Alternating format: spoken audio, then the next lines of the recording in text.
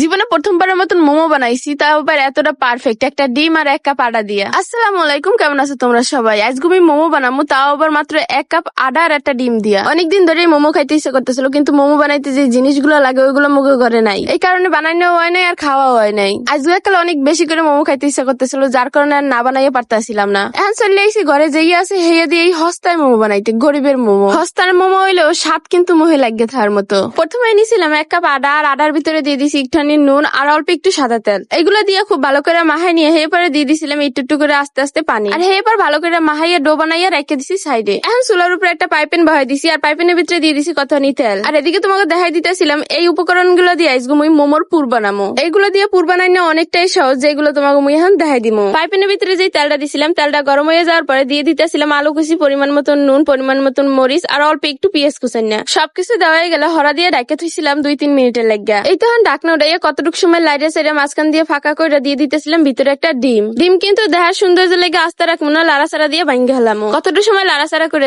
এর ভিতরে দিতেছিলাম অল্প একটু লেবু কুচাই আর অল্প একটু জিরার গুঁড়ি। লেবু দেওয়ার কারণে মোমোর স্বাদটা একটু অন্যরকম লাগবে, মানে ভালোই লাগবে। মোমোর কামড়ে কামড়ে যে সময় লেবু গুলো পড়বে না, তখন অস্থির লাগবে। সবকিছু একলাগে লাড়াচাড়া করে বাড়ির ভিতরে উড়াই নিছে। আর এখন দেখো তোমরা, বেশি কিন্তু ভাজা ভাজা করি নাই, এককালে পারফেক্ট বানাইছি। এখন আটার যে ডোটা রেখে দিছিলাম, ওই ডো দিয়া ছোট ছোট করে লেসি কাটটা সুন্দর একটা ছোট করে রুটি বানাইলো। এখন রুটির ভিতরে যে পুরটা বানাইছিলাম ওই পুরটা দিয়ে দিতেছি। দেওয়া হয়ে গেলে এক পাশ দিয়ে ধরে শাড়ির মতন কুচি দিয়ে দিয়ে এরকম একটা পারফেক্ট লুকের মোমো বানাইতে হইবে। জানি মোর বানাই না অত বেশি পারফেক্ট হয় না, কিন্তু প্রথমবার হিসেবে আলহামদুলিল্লাহ। এখন একটু তোমরা কষ্ট করে স্টেপ বাই স্টেপ ভিডিওটা দেখতে থাও। আমি আগের ভিডিও দিয়ে 2-1টা কমেন্ট করে রাখি। সুরমি অনন্য লেখছে মনে হইতাছে তানিশ আপু ভয়েস দিছে। খালি আমেন না ফু, অনেকেই মোর ভিডিওতে কমেন্ট করে যে এই ভিডিওতে নাকি মুই না মুস্তারিন আফু, মোর ভিডিওর ভয়েস নাকি তানিশ আপু দিয়ে যায়। তানিশ আপুর তো কোনো কাম নাই, মুস্তারিন আফুরও কোনো কাম নাই। হ্যাঁ, কন্টেন্ট হালাইয়া একজন মোর কন্টেন্ট বানাই দিয়ে যায়, আর একজন মোর কন্টেন্টে ভয়েস দিয়ে যায়। যাই হোক, কথা কইতে কইতে কিন্তু মোমোস কিন্তু সবগুলোই বানাই না শেষ। এখন একটু পাতিলের ভিতরে পানি গরম দিয়ে দিছি, এর উপরে দিয়ে দিছি একটা জাপি। পানি দিয়ে যে সময় বাপোটা শুরু হয়েছে, এই সময় একটা করে জাপির উপরে মোমো দিয়ে দিতেছিলাম। আর তোমাকে তো জিজ্ঞেস নেই হয় না মোর মোমো বানাই না কেমন হয়েছে দেখতে।